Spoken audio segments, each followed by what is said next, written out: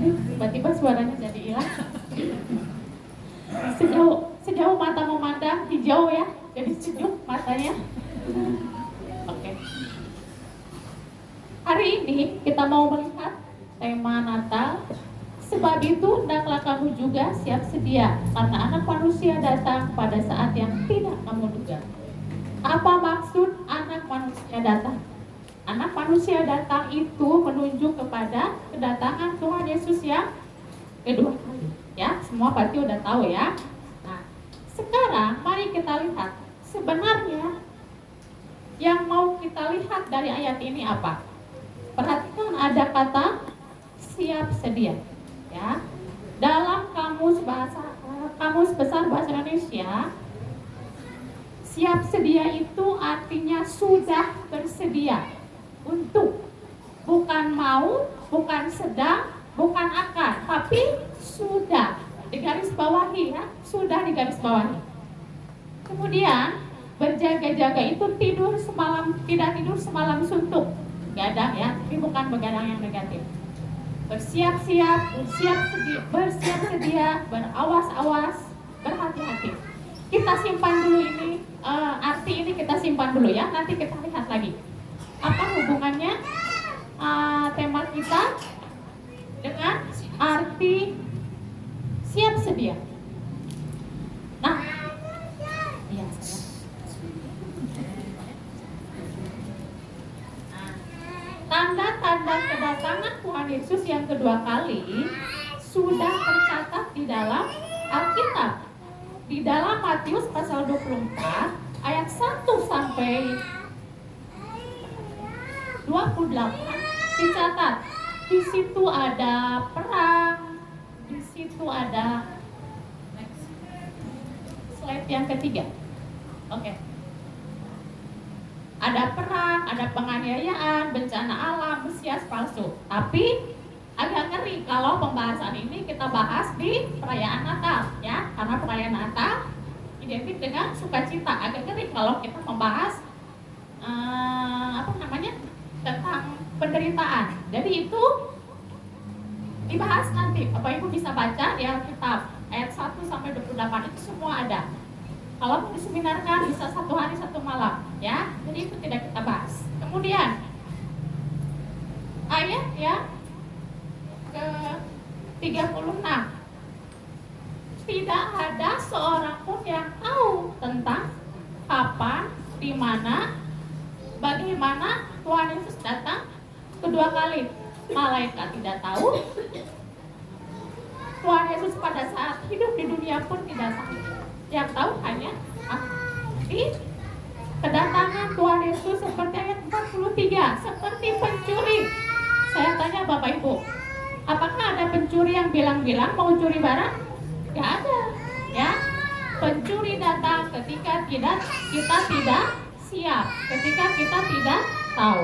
Nah, meskipun waktu kedatangan Tuhan Yesus masih misteri, tidak tahu, tetapi kedatangan Tuhan Yesus yang kedua kali adalah sesuatu yang pasti. Di garis bawahi ya, kedatangan Tuhan Yesus yang kedua kali adalah sesuatu yang pasti, meskipun kedatangannya masih misteri. Beberapa waktu yang lalu banyak yang mengatakan tahun beginilah, tahun begitulah, tapi kan ternyata tidak kejadian, ya.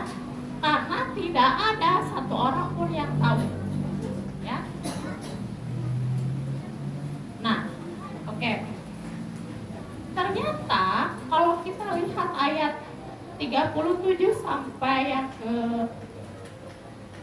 40, kedatangan Tuhan Yesus kedua kali mirip dengan kejadian air bah Nuh.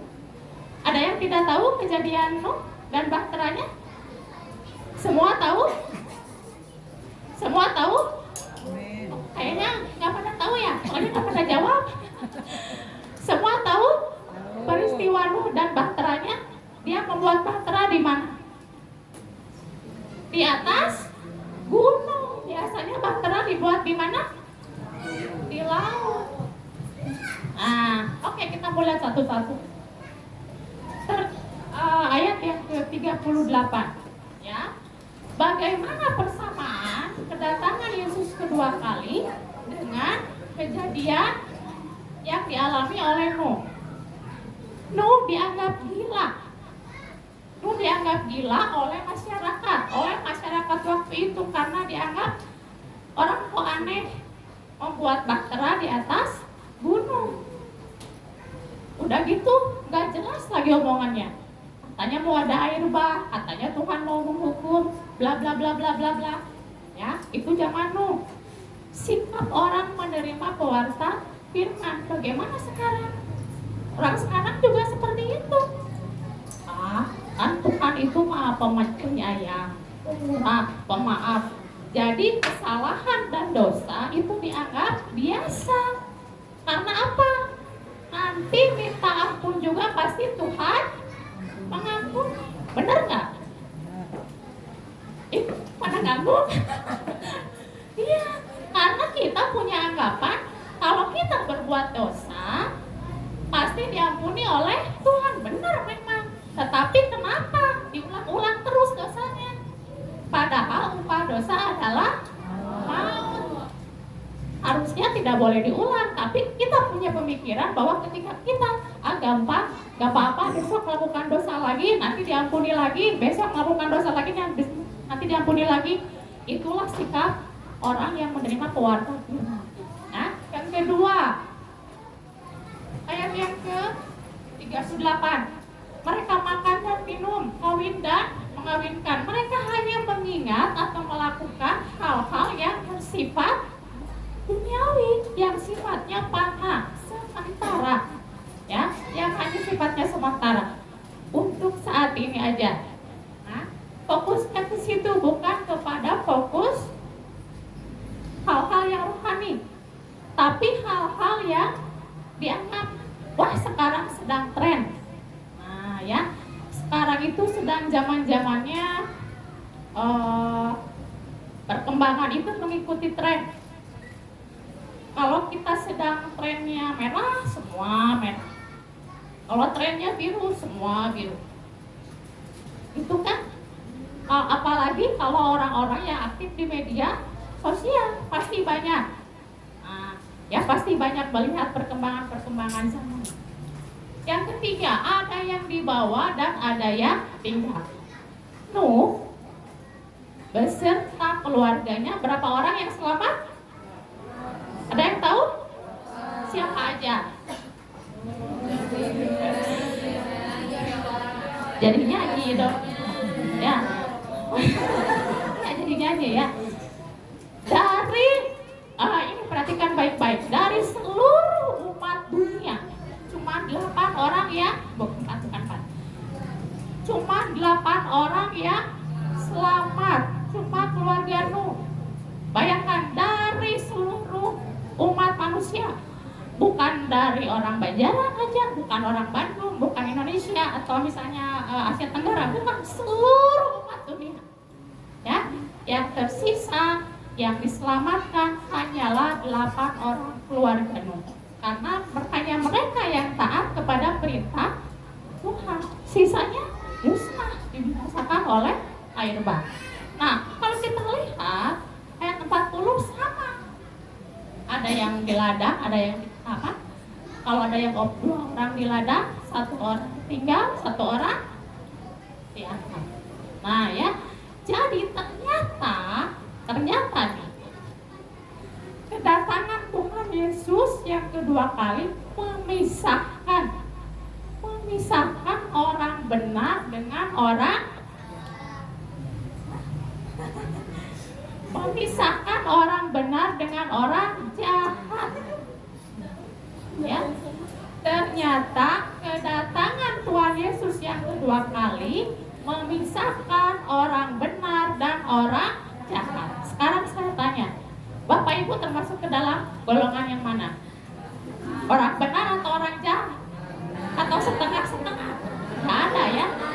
Kata firman Tuhan bilang kalau putih, bilang putih, kalau hitam, bilang hitam, tidak ada abu-abu. Ya, jadi Bapak Ibu sekarang masuk golongan yang mana? Mendekati putih, mendekati hitam. Ya, Yesus memisahkan orang benar dan orang jahat. Ada yang di bawah dan ada yang tingkat. Nah, sekarang pertanyaannya, bagaimana kita dianggap atau bagaimana supaya kita menjadi orang benar sehingga kita menjadi orang yang siap sedia pada saat Tuhan Yesus datang kedua kali. Nah, ya, kira-kira apa ya? Apakah suka memberi persembahan yang banyak? Benar, perlu juga persembahan ya. Atau apakah rajin ke gereja? Baca Alkitab? Atau berdoa? Itu salah satunya. Cuma cetek-ceteknya aja. Apalagi kalau Bapak Ibu datang ibadah hari Minggunya cuma setor muka. Setor muka ke Bapak Gembala, pokoknya hari ini saya datang nih udah di absen. Supaya nggak ditanya. Suka ditanya nggak kalau nggak ibadah? Nggak datang ibadah? Di WA, di telepon, kenapa nggak datang Bu? Sakit atau kenapa? Ya, saya datang ibadah lah supaya nggak nggak ditanya-tanya, males. Ya, nggak ada? Oh nggak, puji Tuhan, nggak ada di sini, puji Tuhan ya. Jadi kita datang beribadah kepada Tuhan yang mau kesungguhan hati ya, mau beribadah mendengarkan firman Tuhan, bukan buat mendata absen, ya. Data absen supaya nanti akhir tahun pas Natal hadiahnya banyak. Sekolah minggu kan gitu ya, yang absennya paling banyak, hadiahnya paling banyak. Tapi kan kita bukan anak-anak, kita sudah dewasa, kita tidak lagi meminum susu ya, gampang dicerna, tetapi kita sudah memakan makanan yang keras. Dalam arti bukan makanan yang sebenarnya yang keras, krauk-krauk, bukan. Artinya kita sudah dewasa dalam iman, dalam pemikiran. Nah, sekarang mari kita lihat bagaimana supaya kita menjadi orang benar yang siap sedia ketika Tuhan Yesus datang kedua kali. Yang pertama, mari kita buka Roma 12 ayat 2. Boleh ditampilkan slide ayatnya? Kalau enggak juga apa. Ya. Roma 12 ayat 2. Janganlah kamu menjadi serupa dengan dunia ini, tetapi berubahlah oleh pembaharuan budimu, sehingga kamu dapat membedakan manakah kehendak Allah, apa yang baik, yang berkenan kepada Allah, dan yang sempurna. Yang pertama, ya, janganlah serupa dengan dunia. Apa maksudnya serupa dengan dunia? Apa yang ditawarkan dunia itu yang kita ikuti. Seperti yang tadi saya bilang, sekarang trennya warna biru, semuanya biru. Trennya ke kiri, semua ke kiri. Tanpa kita lihat apakah hal tersebut bertentangan dengan firman Tuhan atau tidak. Padahal acuan kita atau pokok tonggak pedoman kita adalah firman Tuhan. Kalau kata firman Tuhan tidak, berarti kita tidak boleh melakukan. Meskipun dalam keadaan sekarang banyak embel-embelnya. Ya, kalau enggak gitu nanti saya gimana? Nah, ya. Padahal firman Tuhan bilang kalau ya katakan ya, kalau tidak katakan tidak. Selebihnya itu dari siapa? Iblis. Ya, kalau ya katakan ya, kalau tidak katakan tidak. Selebihnya dari iblis, ya.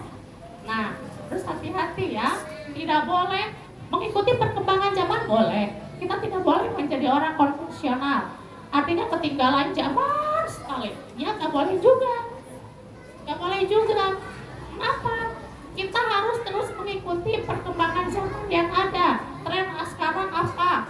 Mode sekarang apa? Tetapi catatannya adalah apakah hal tersebut sesuai dengan firman Tuhan ataukah tidak? Ada batasnya, ada boundary-nya, ada hal-hal yang harus kita perhatikan, ya. Jangan menjadi serupa. Wah, di tempat kerja nih, teman-teman, maaf kata ya nih, teman saya kalau pulang kerja itu minum-minum, misalnya ke klub. Saya kalau nggak ikut nanti dianggap cupu. Nanti kalau saya nggak ikut mereka nanti dianggap saya nggak solider, saya nggak apa namanya, nggak sosialisasi, nggak apalah. Jadi akhirnya kita ikut mereka, padahal kita tahu itu bertentangan dengan firman Tuhan. Ya, salah satu contoh. Atau misalnya di sekolah, bagaimana cara kita berbeda? Karena sekolah kita pasti berada di sekolah yang mayoritas non-Kristen. Sekarang bagaimana caranya kita supaya menjadi orang yang berbeda dengan orang-orang atau anak-anak yang tidak percaya kepada Tuhan? Pada saat ujian nih, saya juga ngalamin sekolah ya. Kebiasaannya apa? Paling kenceng ngalamin ya, nyontek, nanya ke teman, gitu ya, atau nyalin. Kira-kira itu bagus nggak? Enggak. Tapi kenapa dilakukan? Kenapa dilakukan kalau tahu itu nggak bagus? Saya mau anak saya ranking 1. Kalau ranking 1, kalau hasil nyontek mah percuma, itu namanya penipuan. Ya, saya selalu bilang ke anak-anak saya, mau nilai berapapun, saya nggak pernah nekenin mereka ranking 1, 2, 3, nggak pernah. Terserah, gitu ya. Terserah mereka rankingnya berapa, penting sudah belajar, yang penting jujur. Melakukan segala sesuatunya dikerjakan oleh sendiri, jujur. Salah satu tanda perbedaan kita dengan orang yang tidak percaya adalah kejujuran. Kejujuran itu mahal, susah sekali, mahal di zaman sekarang mau jujur orang ya. Supaya apa? Tujuannya bisa membedakan kehendak ya. Supaya kita bisa membedakan kehendak Allah, maka kita tidak boleh serupa dengan dunia. Kejadian pasal 1 mengatakan manusia diciptakan serupa dan segambar dengan Allah. Oleh karena itu maka kita juga harus serupa dengan Allah. Kalau kita mengikuti perkembangan zaman atau melakukan hal yang jahat, berarti kita tidak serupa dengan Allah dong. Serupanya dengan siapa? Dengan setan. Mau nggak serupa dengan setan? Kan nggak mau. Ya. Nah, kemudian yang kedua, Matius pasal 28 ayat 19 sampai 20. Bisa pergi memberitakan Injil. Coba saya tanya. Di antara sekian banyak Bapak Ibu, siapa yang sudah memberitakan Injil lebih dari 2 orang? Enggak ada yang ngacung. Pergi memberitakan Injil itu tidak harus ngomong, bisa dilakukan lewat tindakan, perbuatan. Saya tanya nih, ngasih senyum ke tetangga itu memberkati nggak? Nggak memberkati. Memberkati. Misalnya nih, saya papasan sama tetangga saya, mukanya judes. Kang judes tak? Itu jadi berkat nggak kita? Enggak.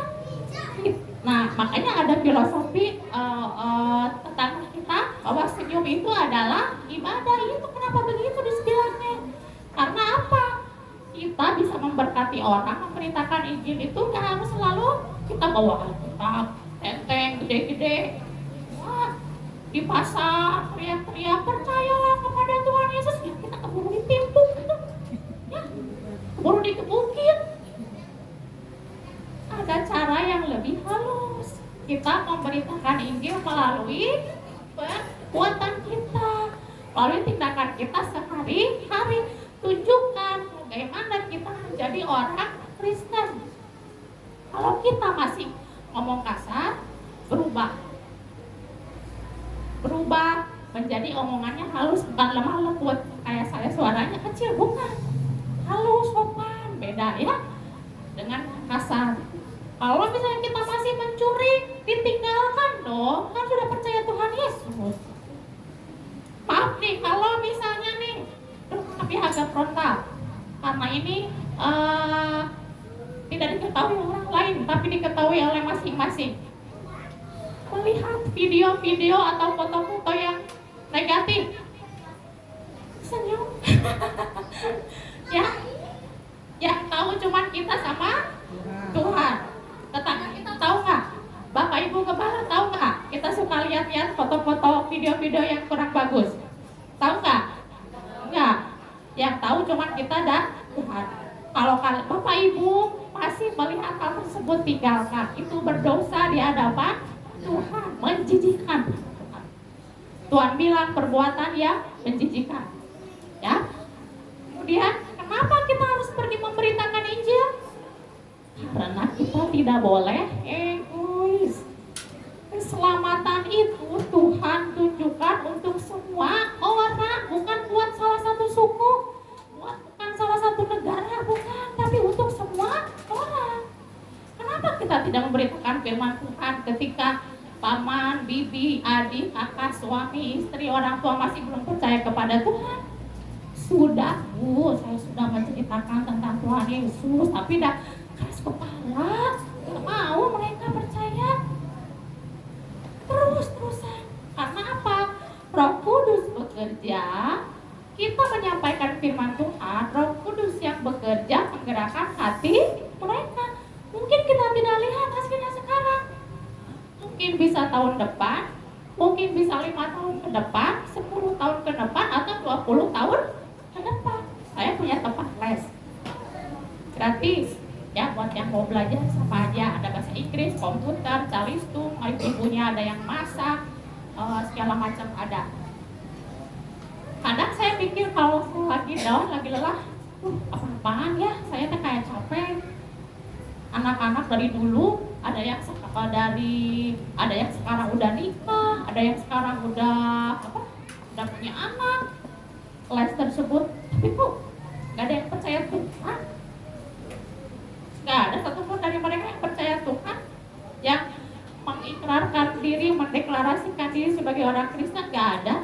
Tapi kembali saya diingatkan bahwa semua itu adalah tugas kita sebagai orang percaya. Bukan tugas pendeta, bukan tugas hamba Tuhan, bukan tugas aktivis gereja memberitakan ini, tapi tugas semua orang yang percaya kepada Tuhan. Nah, kenapa penting juga? Karena di Matius pasal 24 ayat 14, memberitakan Injil adalah salah satu tanda kedatangan Tuhan Yesus yang kedua kali. Salah satu tandanya bahwa Injil akan diberitakan di seluruh bangsa. Ya. Yang ketiga, Ibrani pasal 10 ayat 23.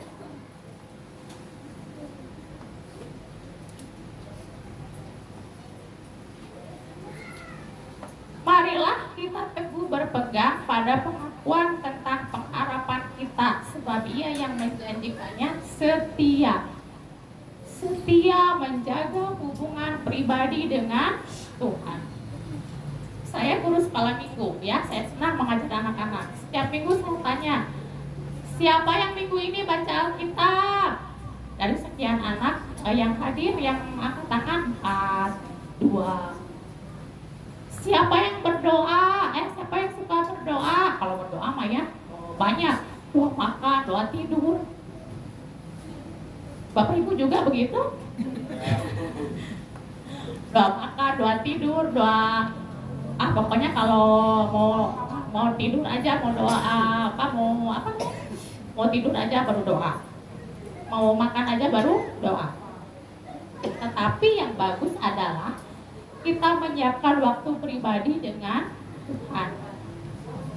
Entah itu setengah jam, setengah 1 jam, atau mungkin bisa berjam-jam. Ada orang yang kuat berdoa berjam-jam, mempunyai hubungan dengan Tuhan, ya, berhubungan dengan Tuhan, mempunyai waktu me time. Nah, kalau anak zaman sekarang kan bilangnya gitu, me time dengan Tuhan. Jadi me time-nya itu bukan datang ke kafe, healing, berdoa bersama Tuhan. Nggak salah sih datang ke kafe, jalan-jalan, nggak salah, nggak apa-apa ya. Kalau punya uang mah ya, kalau nggak punya uang mah jangan maksain, ya. Tapi me time-nya kita dengan Tuhan adalah membangun persekutuan dengan Tuhan, setia bersekutu dengan Tuhan. Ya, kalau kita lihat dalam Matius tadi, Matius pasal 24 ayat yang ke 45 sampai pasal 25 ayat ke 30, di situ ditulis banyak perumpamaan. Ada perumpamaan tentang penghakiman, kemudian gadis yang bijaksana, gadis yang bodoh, perumpamaan talenta, domba dan kambing, hamba yang setia dan jahat. Itu semua boleh Bapak Ibu nanti baca di rumah masing-masing ya, banyak. Tidak bisa dijabarkan itu. Patah kursinya. Tidak bisa dijabarkan satu-satu, itu lama. Tetapi semua perumpamaan itu menuju kepada, tolong slide yang ke berapa ya? 1, 2, 3, 4, 7. Yang ke-7. 6. Nah ini. Yang tadi. Jadi semua perumpamaan itu menunjuk kepada kualitas iman orang percaya. Ada yang dibawa dan ada yang ditinggalkan. Kualitas iman percaya. Gadis yang bijaksana dan gadis yang bodoh, hamba yang setia dan hamba yang jahat, talenta. Semuanya merujuk ke situ, kualitas iman orang percaya. 2 Timotius 3 pasal 1 mengatakan, hari-hari sekarang itu hari yang jahat. Tambah hari tambah sukar.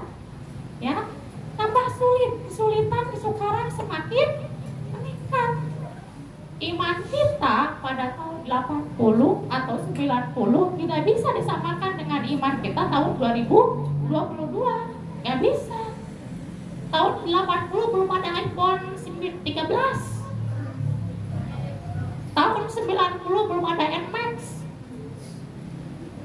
Tidak bisa disamakan, tetapi persamaannya adalah kesukarannya semakin meningkat, kebutuhan semakin meningkat, tekanan semakin meningkat dalam pekerjaan, dalam kehidupan bersosialisasi, dalam usaha.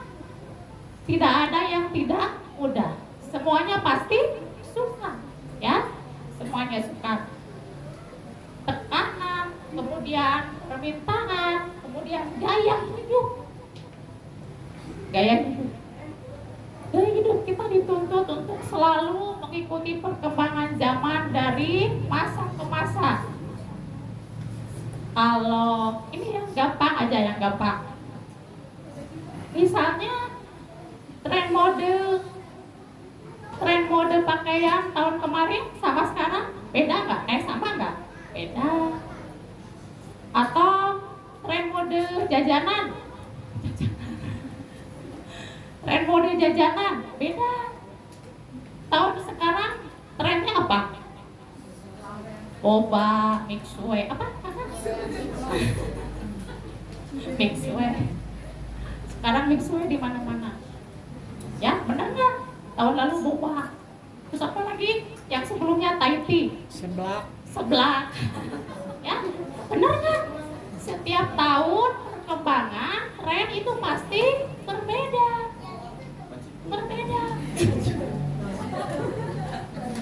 Ya, yang penting nggak salah, mengikuti perkembangan zaman itu nggak salah, nggak ada yang salah. Kembali lagi kepada apakah itu bertentangan dengan firman atau tidak. Ya kalau jajannya kelebihan mah ya dosa, tuh yang bikin kita sakit perut, bikin kita ngabisin uang, ya salah. Ya kalau biasa-biasa normal-normal aja kan apa-apa, nggak disalahkan. Nah, kemudian yang keempat, Ibrani pasal 10 ayat yang ke-25. Kembali lagi ke kitab Ibrani. Wah, banyak ayatnya ya, bolak-balik. Nanti Bapak Ibu bisa baca di rumah ayatnya, ya. Bisa baca di rumah. Kalau sekarang terlalu lama.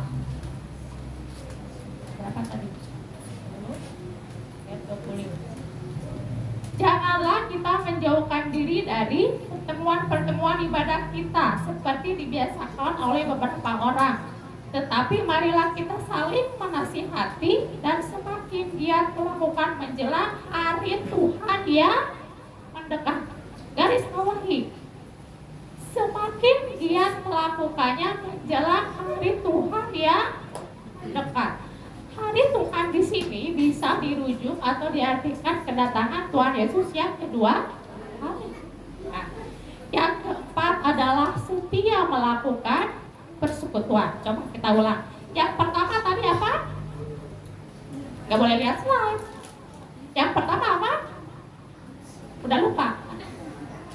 Yang pertama, janganlah serupa dengan dunia. Yang kedua, pergi beritakan Injil. Yang ketiga, setia menjaga hubungan dengan Tuhan. Yang keempat, setia dalam persekutuan. Persekutuan ada dua macam. Beribadah raya seperti ini satu arah, dan persekutuan Alkitab dua arah. Ibadah raya penting sebagai tanda kita orang Kristen, tanda kutip. Kita bisa melakukan ibadah raya satu arah, ya. Nah, yang kedua, apapun namanya, entah itu konsel, ibadah rumah tangga, ibadah tengah minggu, persekutuan ibu-ibu, persekutuan bapak-bapak, pemahaman Alkitab, yang sifatnya dua arah. Sekarang pertanyaannya, kenapa persekutuan Alkitab penting?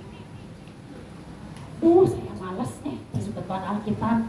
Suka ditanya-tanya sama Bapak Ibu Gembala teh kalau lagi persekutuan teh. Suka ditanya-tanya, males datang. Kata Bapak Ibu Gembala, ayo persekutuan tengah minggu, persekutuan atau ibadah ke keluarga, rumah tangga. Apa sih harus jadi makanan? Malas sih harus cuci piring banyak-banyak. Nah ya, kenapa penting? Kita lihat ayat yang ke-24-nya. Dan marilah kita saling memperhatikan supaya kita saling mendorong dalam kasih dan dalam pekerjaan baik. Kenapa penting persekutuan dua arah? Saling mendorong, saling memperhatikan, saling menjaga, saling menguatkan, saling bagi hidup. Kalau ini hanya seri satu arah, tapi kalau persekutuan dua arah bisa seri bagi hidup jasmani dan rohani. Ya, ini saya bawa satu jemaat, namanya Ibu Sari di sini Pak Eman. Kami suka persekutuan hari Sabtu, ya, persekutuan ibu-ibu. Mau hujan, Ibu Sari sama mamanya Usep rajin. Mau hujan, mau panas, mereka berdua jalan persekutuan. Dari sekian belas ibu-ibu yang terdata, 3 yang hadir, 4 yang hadir. Karena apa?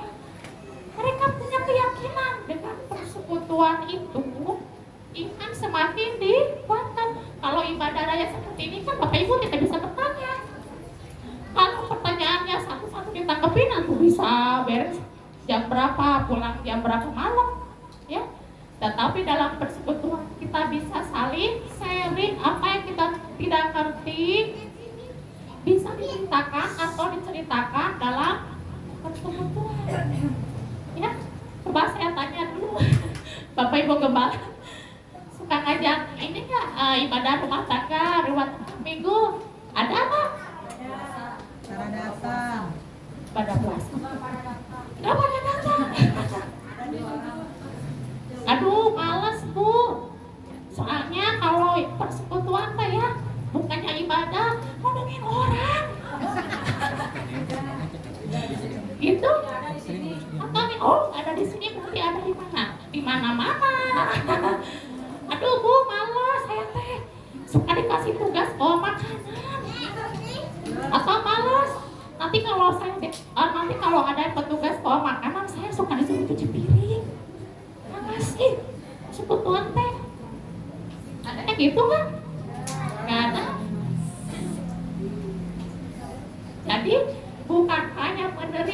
tapi memberi seperti halnya cara hidup jemaat pertama dalam Kisah Rasul, saling memberi, saling memberkati, ya. Pengkhotbah 4 ayat 9 sampai 12 itu mengatakan berdua lebih baik daripada sendiri. Jadi ayat ini itu bukan buat cari jodoh aja, bukan ya. Bentar, saya bacakan. Ya, ternyata ayat ini bukan buat cari jodoh aja, bukan ya, saya baca nih. Berdua lebih baik daripada seorang diri karena mereka menerima upah yang baik dalam menjadi payah mereka. Nih dengerin, kalau mereka jatuh yang seorang mengangkat temannya, tetapi baik orang yang jatuh yang tidak mempunyai orang lain untuk mengangkatnya.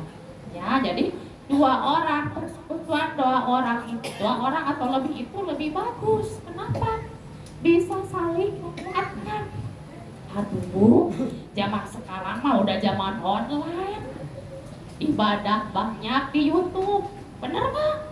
Nggak usah lah datang ke persekutuan, ke gereja buat apa? Buat ongkos, belum lagi harus dandan. Ya, buat ongkosnya buat apa? Di rumah aja tinggal modal kuota sama HP, banyak tuh khotbah di YouTube. Begitu, ada yang masih punya pemikiran seperti itu? Gak ada? Atau ada? Ya gak apa-apa, kalau punya pemikiran seperti itu juga gak apa-apa. Tapi sekarang harus berubah, tidak bisa. Kita hidup memerlukan orang lain. Nah, kalau suami saya bilang nih ya, ada tetangga saya, dia itu suka gabung sama orang lain. Nah, kalau ada acara-acara di masjid atau apa, dia suka nggak datang karena beda aliran. Terus sampai saya bilang, apa-apa biarin, nanti dia kalau mati kuburin diri sendiri. Kan dia nggak mau bersosialisasi dengan orang. Nah, sama ya, kita bersosialisasi supaya bisa saling mendorong, saling menguatkan. Gesekan itu tadi kan dibilang, aduh saya tak malas persekutuan. Yang ada tuh cuma ngomongin orang. Kalau ketemu teh malah gibah, malah ngegosip. Firman Tuhan bilang dalam Amsal, besi menajamkan besi, tapi manusia menajamkan sesamanya. Iblis, nih ingat baik-baik, iblis membuat gesekan supaya kita menjadi kepahitan, tetapi Tuhan membuat gesekan supaya kita serupa dengan Kristus. Dengan gesekan kita bisa berubah, semakin dikuatkan, semakin bergantung kepada Tuhan. Ya, semakin bergantung kepada Tuhan. Masih ada singkat lagi nggak? Ada lagi? Oke. Saya undang pemain musik dan singkat maju ke depan.